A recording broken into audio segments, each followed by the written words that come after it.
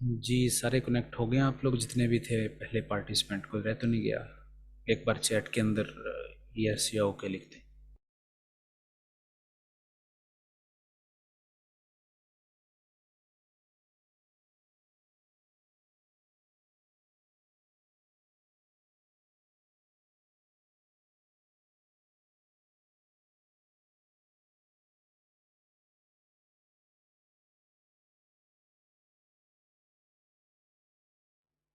जी हम लोग बात कर रहे थे कलर का, कि कलर क्यों आता है इन चीज़ों का, यानी कि कोई चीज़ जब मिलाते हैं किसी रिएक्शन के दौरान। तो क्विनोनाइट थ्योरी ने बोला कि जनरली बेंजेनाइड जो फॉर्म होती है ना, ये क्विनोनाइट फॉर्म के अंदर बदलती है ड्यूरिंग पीएच चेंज। तो फिर एक कलर शो होता है, और कलर किसी चीज़ का किस वजह से होता है कि वो डबल बॉन्ड या ट्रिपल बॉन्ड इलेक्ट्रॉनों की वजह से होता है, क्योंकि ये डबल बॉन्ड या ट्रिपल बॉन्ड के अंदर अज़ाफ़ी इलेक्ट्रॉन होते हैं, फ्री इलेक्ट्रॉन्स हो सकते हैं, लूजली बाउंड बोल सकते हैं। तो वहाँ पे ट्रांजिशंस होती हैं, लाइट पड़ती है, इलेक्ट्रॉन एक्साइट होते हैं, डी एक्साइट होते हैं, तो लाइट एमिट होती है। या कहीं पे फ्री इलेक्ट्रॉन्स पड़े हों लोन पेयर की फॉर्म के अंदर, वो कलर इम्पार्टिंग फिनोमेना शो करते हैं, यानी कि वो कलर शो करते हैं। ऑर्गेनिक डाइज का स्ट्रक्चर अगर आप देखें तो ये बड़े बड़े स्ट्रक्चर्स होते हैं, लाइक ये फिनाफ्थलीन का स्ट्रक्चर है जो भी आपके सामने, ये वाला जिसको मैं सर्कल कर रहा हूँ, ये एक फिनाफ्थलीन का स्ट्रक्चर है। तो आप देखें इसके अंदर 3 बेंजीन रिंग्स हैं, उसके बाद 2 OH ग्रुप लगे हुए हैं यहाँ पे, ये वाला और ये वाला, और उसके बाद ये इस तरह का एक रिंग भी है, कार्बोनाइल कंपाउंड्स रखता है। तो ये एक फिनाफ्थलीन का स्ट्रक्चर है। क्विनोनाइड थ्योरी ने बोला कि फिनाफ्थलीन जो है ये एक ऑर्गेनिक डाई है और इसका एक अपना स्ट्रक्चर है। लेकिन जब इसको किसी बेसिक मीडियम में डालते हैं, आपको पता होना चाहिए कि फिनाफ्थलीन इटसेल्फ क्या है, एक वीक ऑर्गेनिक एसिड है। जब किसी ऐसे मीडियम में जाएगा जहाँ पे बेस आ रही है, यानी कि OH आयंस आ रहे हैं कहीं से, तो आपको पता होना चाहिए कि वहाँ पे इन दोनों के बीच में रिएक्शन हो जाएगा। अब ये जो OH है, ये इसका जो H है, क्योंकि ये फिनोल वाला ग्रुप है, क्योंकि बेंजीन के साथ OH लगा हुआ ग्रुप जो होता है फिनोल है, और फिनोल एक एसिड होता है। तो फिनोल का जो H है ये बेस ले जाती है, जिसके नतीजे में O के ऊपर नेगेटिव चार्ज आ जाता है। तो O क्या करता है, बैक बॉन्ड करता है या इंटरनल अटैक करता है, ये यहाँ पे डबल बॉन्ड बन जाता है, आप स्ट्रक्चर में देखें। तो उसके नतीजे में यहाँ पे ये बॉन्ड यहाँ पे शिफ्ट होता है, जिसके ऊपर 2 नंबर लिखा हुआ ये। उसके बाद ये वाले इलेक्ट्रॉन जो होते हैं ये इस बॉन्ड पर ट्रांसफ़र हो जाते हैं इसी एरिया में, और यहाँ से ये वाला जो बॉन्ड है ये टूट के ऑक्सीजन के ऊपर नेगेटिव चार्ज आ जाता है। इस तरह इस H+ के जाने से ये जो 2 इलेक्ट्रॉन थे यहाँ पे जिनको अब सर्कुलेट किया है मैंने, ये इंटरनल अटैक के ज़रिए इनका इफेक्ट जो है ये इस O के ऊपर आ गया और वो बॉन्ड टूट चुका है, ये वाला। तो जिसके नतीजे में क्या हुआ है कि ये जो एक बेंजीन वाला स्ट्रक्चर था पहले, ये जिसको मैं अब सर्कल कर रहा हूँ, ये वाला बेंजेनॉइड फॉर्म थी, लेकिन अब ये किस में बदल चुकी है, इस फॉर्म के अंदर, क्विनोनाइड फॉर्म के अंदर। ये इसको क्या फॉर्म बोलते हैं, क्विनोनाइड फॉर्म के अंदर। तो आपको हमें पता है कि बेंजेनाइड फॉर्म से अगर कोई चीज़ क्विनोनाइड फॉर्म के अंदर जाएगी तो कलर शो करेगी। तो इस थ्योरी ने ये बताया कि फिनाफ्थलीन जो काम करती है वो इस तरीके से काम करती है कि एक H+ लूज़ करती है, इलेक्ट्रॉन घूमते फिरते ऊपर तक चले जाते हैं और वहाँ से ये बॉन्ड तोड़ देते हैं, जिसके नतीजे में हमारे पास एक क्विनोनाइड फॉर्म बन जाती है और इसका एक अपना कलर है। लाइक ये जो फिनाफ्थलीन है ये ओरिजिनली क्या था, ये बेंजेनाइड फॉर्म थी और कलरलेस थी, यानी कि इसका कोई रंग नहीं था। और ये कब था, जब एसिड मीडियम के अंदर इसको रखा गया था। जो ही बेस आना स्टार्ट हुई, इन दोनों का रिएक्शन आपस में स्टार्ट हो गया। जब रिएक्शन स्टार्ट होगा तो इसका स्ट्रक्चर डिस्टर्ब होगा, तो डिस्टर्ब होने के नतीजे में ये बेंजेनाइड फॉर्म इसमें बदल चुकी है, क्विनोनाइड फॉर्म के अंदर बदल चुकी है। तो मीडियम बदल चुका है बेसिक, और साथ में इसका कलर क्या शो हो जाएगा, पिंक कलर शो हो जाएगा। तो इसने बताई कि कलर क्यों चेंज होता है इस थ्योरी ने। जी क्लियर है यहाँ तक आपको चीज़?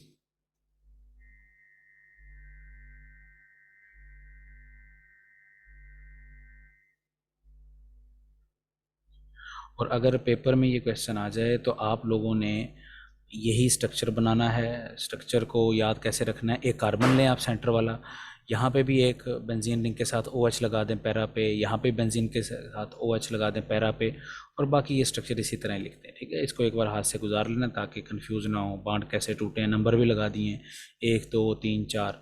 तो ये कैसे बॉन्ड टूटता है।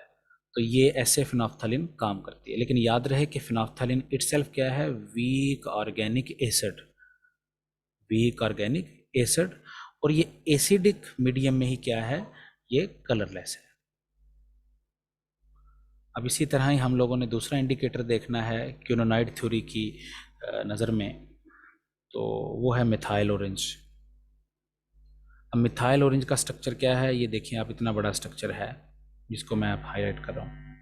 यहाँ पे दो मिथाइल ग्रुप हैं, एक नाइट्रोजन है, फिर एक बेंजीन रिंग है, फिर सिंगल बॉन्ड है, फिर नाइट्रोजन वाला एक ग्रुप लगा हुआ है एन, डबल बॉन्ड एन, उसके बाद फिर एक बेंजीन है, और ये SO3H सल्फोनिक एसिड जैसा ग्रुप लगा हुआ है। ये भी आपने याद कर लेना है कि मिथाइल ऑरेंज का स्ट्रक्चर कैसा है। अब क्या होता है कि मिथाइल ऑरेंज इटसेल्फ क्या है, वीक ऑर्गेनिक बेस है, ठीक है। वो जो फिनाल्फ्थालीन था वो वीक ऑर्गेनिक एसिड था, और ये क्या है, वीक ऑर्गेनिक बेस है, क्योंकि ये अमाइन ग्रुप है। अमाइन से मुराद होता है कि एन ग्रुप के साथ कुछ ना कुछ लगा हुआ हो, प्राइमरी सेकेंडरी टर्शरी, तो जहाँ पे भी नाइट्रोजन होगा वो थोड़ा सा बेसिक बिहेवियर रखती हैं चीज़ें। जो ही हम लोग इसको एसिडिक मीडियम में डालेंगे, यानी कि हम ऊपर से एसिड ऐड करना चालू करेंगे, तो इसका स्ट्रक्चर बदलना स्टार्ट हो जाएगा। आप ये देखें कि जो ही एसिड आएगा, ये जो नाइट्रोजन का एक अपना जो लोन पेयर है, ये इंटरनल अटैक करेगा, जिसको हाईलाइट किया ये वाला, ये नंबर 1 यहाँ पे डबल बॉन्ड बनाएगा, फिर कार्बन 5 बॉन्ड नहीं बना सकता, तो ये बॉन्ड 2 वाला ट्रांसफर होकर यहाँ आएगा, 3 वाला यहाँ पे आ जाएगा, और ये जो 4 नंबर वाला है, ये नाइट्रोजन के ऊपर नेगेटिव चार्ज बन जाएगा। ये जो मैंने ये वाला स्ट्रक्चर लिखा है, ऐसा कुछ स्ट्रक्चर आ जाएगा आपके पास।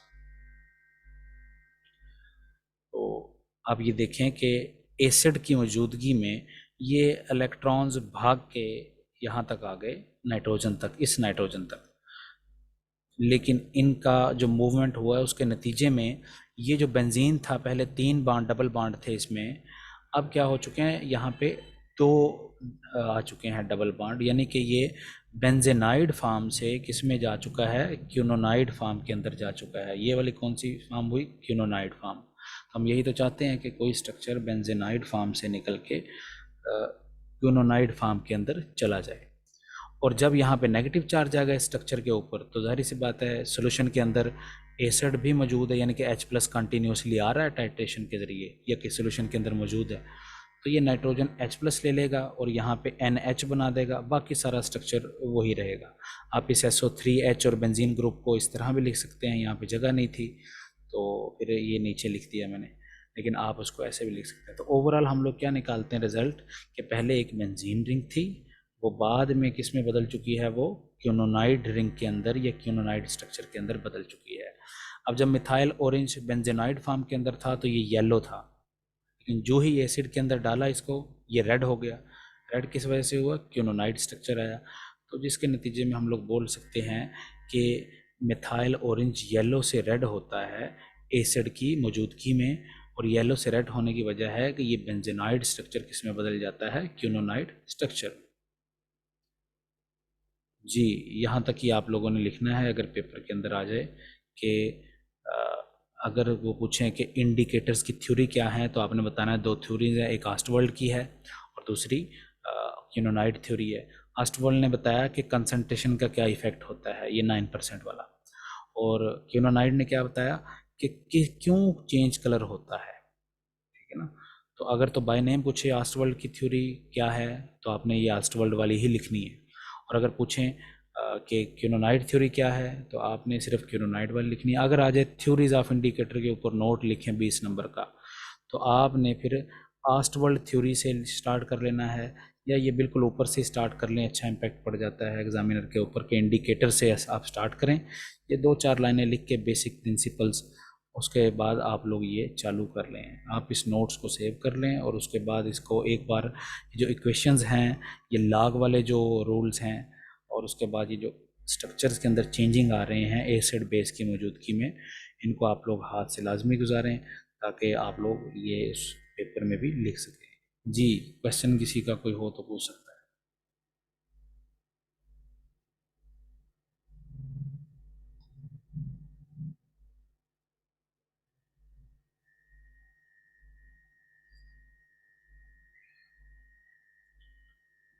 कोई भी क्वेश्चन आपका पेपर रिलेटेड, आपका मेरे ख्याल साथ को पहला पेपर ही ये इनऑर्गेनिक का है, इस पेपर के रिलेटेड, तैयारी के रिलेटेड, या कोई और टॉपिक जो पढ़ाया गया है, या कोई ऐसा टॉपिक तो नहीं है जो रह चुका है और उसको भी कवर करना हो, तो वो एक बार बता दें।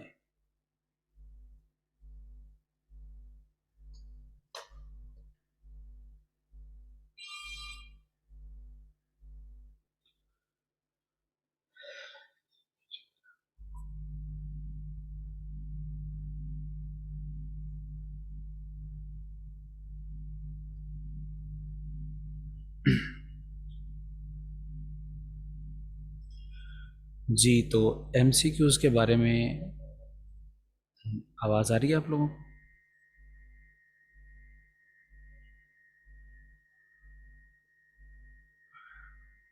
जी, तो एमसीक्यूज़ के बारे में ऐसा है कि आपने जितना भी कोर्स पढ़ाया है मैंने, आपने उसको एक बार स्क्रीन कर लेना है। स्क्रीन से मुराद है कि उसको एक एक लाइन को पढ़ लें। ओरली याद करने की कोई ज़रूरत नहीं है उसको, क्योंकि एमसीक्यूज़ जब आएगा तो आप लोग को पता लग जाएगा कि इसका आंसर क्या है। एमसीक्यूज़ क्या होता है कि जनरली अगर आपका पेपर लाइट आ गया है, यानी कि आपका पेपर होगा 100 नंबर का, 20 नंबर के उसके अंदर एमसीक्यूज़ होंगे, और 80 नंबर का पेपर होगा आप लोगों का, ये 60 का होगा, 20 नंबर का प्रैक्टिकल भी हो सकता है। तो जैसा भी हुआ, अगर तो एमसीक्यूज़ आपके टफ आए तो थ्योरी का पेपर जनरली बहुत इजी आता है, और अगर थ्योरी का पेपर टफ आ जाए तो एमसीक्यूज़ बहुत आसान देते हैं वो, ठीक है। और एमसीक्यूज़ का ये नहीं है कि कोई ख़ास बुक से आते हैं, एमसीक्यूज़ के अंदर एग्ज़ामिनर कोई जनरल सा एमसीक्यूज़ भी पूछ सकता है एफएससी से रिलेटेड, तो उसको ऐसा तो तैयार करने की कोई ज़रूरत नहीं है। और क्योंकि आप लोगों ने पढ़ा हुआ है सारा कोर्स, तो इसी में से ही एमसीक्यूज़ होंगे। हाँ, थोड़ा सा घुमा फिरा के वो लाजमी आपसे पूछ सकता है, इससे घबराना नहीं है कि आप एमसीक्यूज़ की अब कोई किताब उठा लें या कोई फर्स्ट ईयर सेकंड ईयर पढ़ना स्टार्ट कर लें। बस एक बार जितना भी मैंने क्लास के अंदर वो पढ़ाया है वाइट बोर्ड के ऊपर और आपने नोट किया है, उसको एक बार गो थ्रू कर लें। जो मैंने नोट्स प्रोवाइड किए हैं उनको भी एक बार पढ़ लें, तो इंशाल्लाह सारे एमसीक्यूज़ भी हो जाएंगे। और एमसीक्यूज़ को छोड़ के नहीं आना, नहीं आ रहा तो तुक्का लगा लें, ताकि, क्योंकि नेगेटिव मार्किंग तो है नहीं, ताकि जो ऑप्शन आपको अच्छा लग रहा है और या ठीक लग रहा है तो उसके ऊपर जब आप टिक लगाएं तो उसकी पॉसिबिलिटी हो कि वो ठीक हो जाए। ना लगाने से बेहतर है लगा के आ जाए। और दूसरी बात है लॉन्ग क्वेश्चन के लिए, तो लॉन्ग क्वेश्चन आपके पास जितने भी होंगे आपने मार्क्स के हिसाब से आंसर देना है। लाइक अगर 20 नंबर का क्वेश्चन आए और कितना लिखना है, तो मैं सिर्फ़ और सिर्फ इसमें अगर थ्योरीज़ के ऊपर नोट आ जाता है ना, तो सिर्फ इतना ही लिखूँगा, ये भाई ये मैंने बड़ा खुला खुला करके लिखा हुआ है ताकि नज़र आ जाए आपको, बस इतना काफ़ी है। यानी कि मेन मेन चीज़ें लिखने की ज़रूरत है। ऐसी चीज़ें भी लिखने की ज़रूरत नहीं है, taking log on both side वगैरह वगैरह, ये तो समझाने के लिए है। एग्जामिनर क्योंकि आपसे ज़्यादा पढ़ा लिखा है, उसको ज़्यादा ही आता होगा आपसे, वो समझ जाएगा कि आपने क्या लिखा हुआ है। तो आपने देख लेना है आपके पास टाइम कितना है, और उसके बाद उस टाइम के अंदर आपने हर सवाल को वेटेज देना है। ऐसा नहीं है कि एक सवाल बहुत अच्छा आता है तो आप उस पर 1.5 घंटा लिखना स्टार्ट कर दें और बाद में पता चले 2-3 सवाल जो रह गए हैं उसके लिए 5-5 मिनट हैं, तो वो गंदा इफेक्ट पड़ता है। आपने हर सवाल को जितना उसने पूछा है सिर्फ वही बताना है, और उसके बाद टाइम मैनेजमेंट आपने लाजमी करनी है। अक्सर बच्चे क्या करते हैं कि वो कहते हैं सर पेपर जो है ये आसान था लेकिन टाइम कम था, तो 3 घंटे टाइम काफ़ी इनफ है। तो उसके अंदर आपने मैनेज करना है, जितने क्वेश्चन हों आप उसको डिवाइड कर लें कि कितना टाइम किसको दिया जाना चाहिए। और क्वेश्चन का जो सीक्वेंस है अटैम्प्ट करने का, आप वो क्वेश्चन सबसे पहले अटैम्प्ट करें जो आपको बहुत अच्छा आता है, यानी कि एक्स्ट्रा ऑर्डिनरी। तो ऐसा नहीं है कि एक्स्ट्रा ऑर्डिनरी को अटैम्प्ट करते करते आप 2 घंटे लगा दें और पूरी शीट उसी सवाल से भर दें। सिर्फ जो पूछा गया वो बताएं, लाइन लगाएं और आगे बढ़ जाएं। प्रेजेंटेशन का वे जो है आपका वो अच्छा होना चाहिए। हेडिंग आपने देनी है किसी मार्कर वगैरह से या किसी और कलर्ड से, और जो आंसर लिखना है वो ब्लू से लिखना है। ब्लैक और ब्लू का इस्तेमाल करेंगे आप, इसके अलावा कोई आप मार्कर नहीं इस्तेमाल करेंगे, कोई pink shrink red blue sorry green वाला यूज़ कर लें या कोई और तरह का। ब्लैक और ब्लू का आप कम्बिनेशन लेके चलेंगे, और उसके बाद हेडिंग्स बना के आप लोग लिखेंगे। ऐसा नहीं है कि खिचड़ी पका के सारा कुछ मिक्स कर लें या बाद में याद आता है कि इसमें ये भी पॉइंट ऐड कर लें तो वो किसी हाशिए पे लिखाते हैं। नहीं, जो इस क्वेश्चन अटैम्प्ट करते आ गए याद, वही आप लोग सिर्फ और सिर्फ लिखेंगे। और एक और चीज़ आपने याद रखनी है कि क्वेश्चंस को, एक क्वेश्चन को अटेम्प्ट करके नीचे लाइन लगानी है और दूसरा क्वेश्चन आपने अटेम्प्ट करना है तो उसकी क्वेश्चन नहीं लिखना कि जैसे क्वेश्चन पेपर के ऊपर होता है बच्चे क्या करते हैं वही कॉपी करते हैं। बस आपने उसका नंबर देना है और उसकी हेडिंग डाल देनी है। जैसे वो आए, फॉर एग्जांपल क्वेश्चन पूछा जाता है व्हाट इज आर्चवल theory for acid base indicators, explain in brief way. तो आपने वो उस क्वेश्चन दोबारा नहीं रिपीट करना है, अब ऐसा कुछ लिख देना आपने, आर्चवल theory of acid and base indicator, उसको पता चल जाएगा कि आंसर किसका है। लेकिन नंबर आपने लाजमी लगाना है ताकि पता चल जाए उसको कि कौन सा आपने क्वेश्चन अटेम्प्ट किया है। ठीक है। और उसके अलावा ये जो दूसरा क्वेश्चन आया है मेरे पास, ये ग्रीन हाउस इफ़ेक्ट का और ग्लोबल वार्मिंग का। तो जी ये ग्लोबल वार्मिंग जो है ये क्वेश्चन आपका इम्पोर्टेंट है। ये जनरली इसमें कोर्स में नहीं मेंशन, लेकिन वो क्या होता है कि वो डायरेक्ट आपको बताना पड़ता है। अब ग्लोबल वार्मिंग और ग्रीन हाउस इफेक्ट जो है ये आपस में रिलेटेड हैं। फॉर एग्जांपल वो कहते हैं ग्लोबल वार्मिंग क्या है, ग्रीन हाउस इफेक्ट क्या है, नोट लिखें। तो इसके अंदर मैंने आपको पढ़ाया था एक जनरल सा क्वेश्चन कि आपका अगर कोई कार्बन के ऑक्साइड्स हों तो जनरली हीट को ट्रैप करते हैं। आपको पता है कि हम लोग फॉसल फ्यूल्स को जला रहे हैं, बाइक्स चला रहे हैं, फ्यूल्स को बर्न कर रहे हैं, गैसेस को जलाते हैं, तो बहुत ज़्यादा एमिशन हो रहा है कार्बन डाइऑक्साइड का। और कार्बन डाइऑक्साइड एक ऐसी गैस है कि ये सूरज से ज़मीन तक आने वाली रेडिएशन जब हिट करती हैं ज़मीन को और वापस जा रही होती हैं वो, उनको ये ट्रैप कर लेता है। यानी कि ये जो हीट होती है उसको ट्रैप करता है कार्बन डाइऑक्साइड का मालिक्यूल। अब अगर एक नॉर्मल तनासब से ज़्यादा कार्बन डाइऑक्साइड की कंसंट्रेशन होगी एटमॉस्फेयर के अंदर तो वो हीट ज़्यादा ट्रैप करेगा। जब हीट ज़्यादा ट्रैप करेगा तो हमारा जो एनवायरनमेंट है ये गर्म होता चला जाएगा। गर्म से मुराद है टेम्परेचर बढ़ना स्टार्ट हो जाएगा। किसी एरिया का अगर नॉर्मल टेम्परेचर 50 डिग्री सी जाता है तो वहाँ पे अगर कार्बन डाइऑक्साइड ज़्यादा है तो हो सकता है 60 डिग्री सी वहाँ पे रहना शुरू हो चुका हो। तो जिसके नतीजे में ग्लेशियर्स पिघल रहे हैं। उसके बाद गर्मियों का जो स्पैन है वो बढ़ रहा है।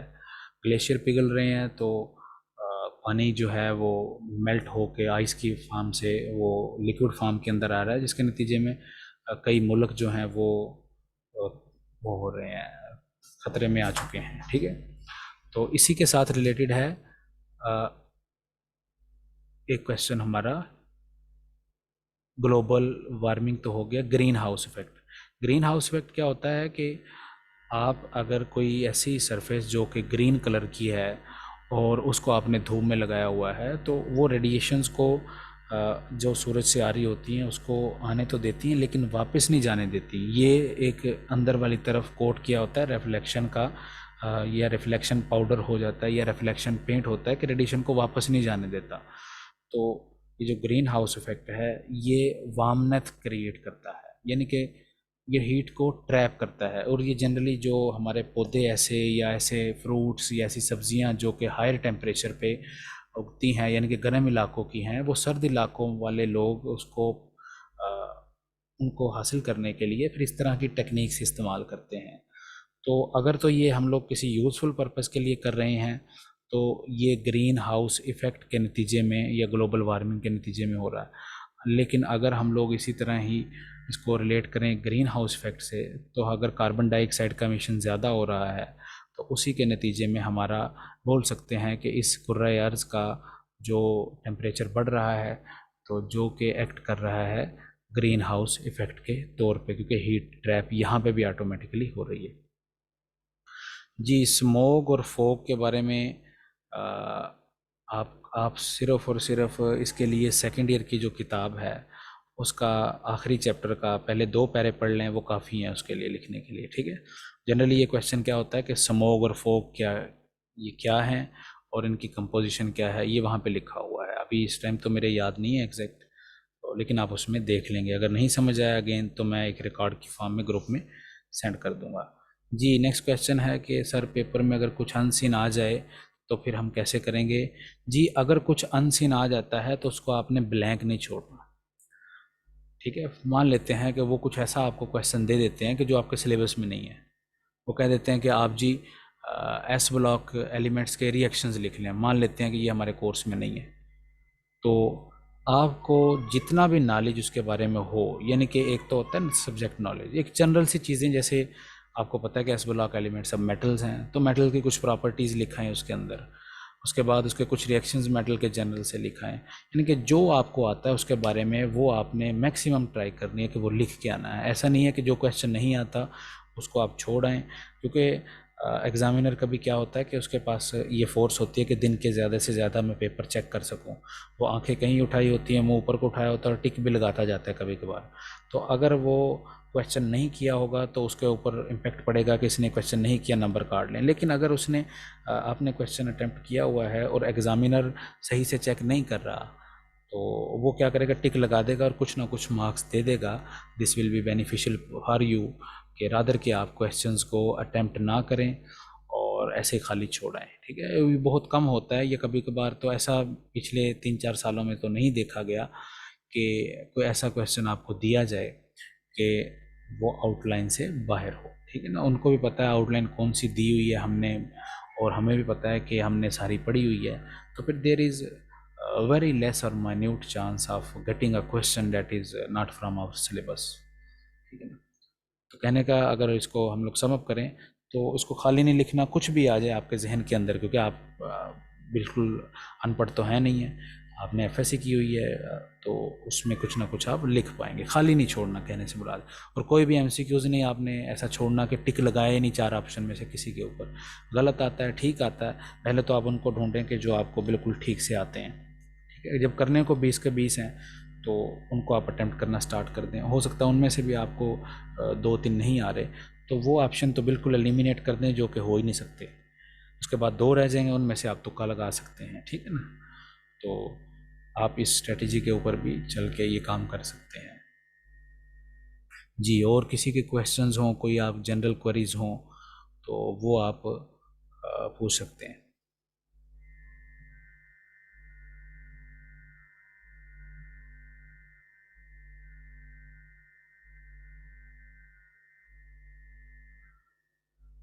ठीक है, और लास्ट में ये चीज़ कि आपने अभी कोई और किताब या वो नहीं खोलनी कि आप पता चले कि वेस्पर थ्योरी कहीं से पढ़ना स्टार्ट कर दी है, वीबीटी कहीं से पढ़ना स्टार्ट कर दी है, एमओटी कहीं से पढ़ना स्टार्ट कर दी है।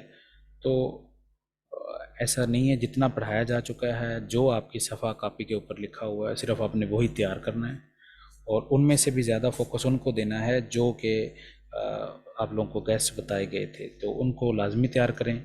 ऐसा नहीं है कि सिर्फ गैस वाले लाजमी तैयार कर लें और उसके बाद बाकी सबको छोड़ दें। वो गैस उन बच्चों के लिए है कि जो चाहते हैं कि अच्छे नंबर भी आएँ और उसके साथ साथ हम लोग रह ना जाएं पीछे, तो उनके लिए वो एक अच्छा बच्चा जो होगा वो इन सबको पहले प्रायोरिटी पे याद करेगा और उसके बाद वो जितना भी सिलेबस है उसको भी गो थ्रू होगा, ताकि कोई क्वेश्चन रह ना जाए। मार्क्स आप लोग मैक्सिमम से मैक्सिमम हासिल कर सकें, क्योंकि CGP depends upon your initial semesters. अगर शुरू के सेमेस्टर्स के अंदर सीजीपीए रहेगी तो अच्छी रहेगी, तो ओवरऑल एक सेमेस्टर के अंदर बन जाता है, फ्लो बन जाता है। जी, इम्पॉर्टेंट टॉपिक्स का फाइल मैं ढूंढ के दोबारा यहाँ पे ग्रुप में सेंड कर दूंगा, ताकि आ, आप लोग दोबारा उसको देख लें। ठीक है, तो जी, और कोई सवाल?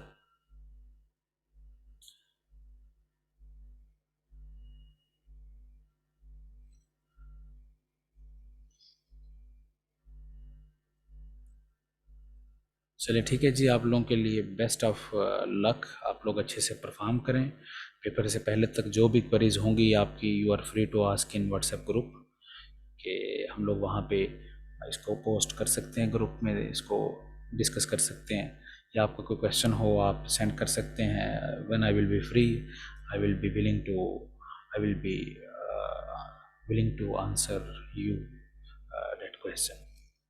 ठीक है, अभी इसी मीटिंग को ऐड करते हैं, और ये मीटिंग आपको, ये जो रिकॉर्डिंग है ये यूट्यूब से मिल जाएगी अपलोड होने के बाद। तो आप यहाँ से भी ऐसे बच्चे जिनके साथ ये नहीं शेयर हो पाई या वो ज्वाइन नहीं कर सके नेट की इनअवेलेबिलिटी की वजह से या बिजीनेस की वजह से, तो आप उनसे भी आप लोग शेयर कर दीजिएगा, ताकि उन तक भी पहुंच जाए, कोई बच्चा रह ना जाए। It is your responsibility. You are 6 in numbers now, 5 और 6, तो ये आप लोगों की जिम्मेदारी है कि उन तक भी पहुंचा दें ताकि उनका भी कुछ ना कुछ फ़ायदा हो जाए इस टॉपिक के रिलेटेड।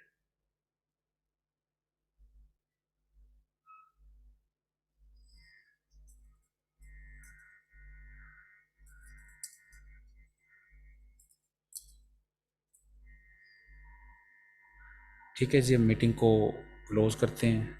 Stay blessed.